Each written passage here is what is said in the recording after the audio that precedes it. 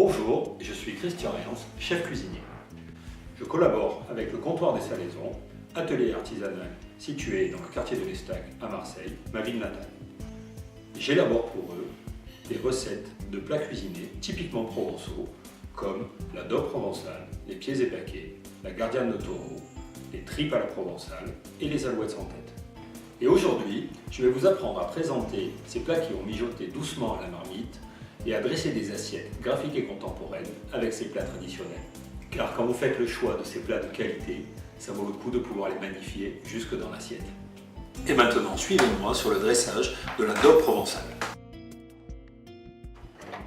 Alors, une fois que vous aurez réchauffé votre daube environ une dizaine de minutes à feu doux, comme indiqué sur l'emballage, je vous préconise de la dresser avec des pâtes fraîches, des petits oignons glacés et quelques carottes, tomates confites, poireaux.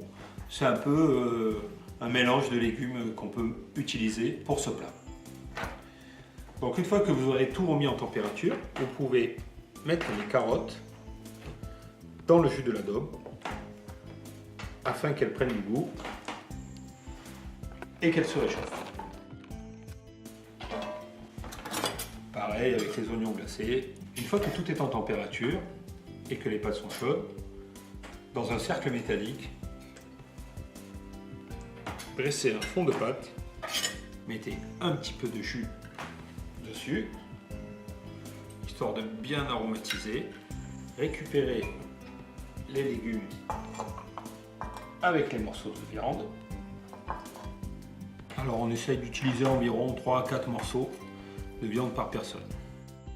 Et disposez de manière alternée les légumes ainsi que la viande, comme si c'était tombé naturellement dans l'assiette, en ayant une organisation un petit peu déstructurée, en alternant un petit peu les légumes entre les oignons, les carottes. Vous pouvez finir également votre assiette avec des petites tomates confites et quelques pousses d'épinards ou des pluches de persil, ça marche aussi. Une fois l'opération terminée, décercler et napper de sauce.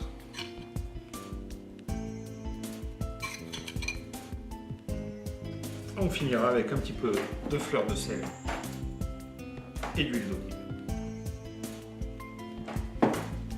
Et voilà, je vous souhaite un excellent appétit pour votre daube provençale.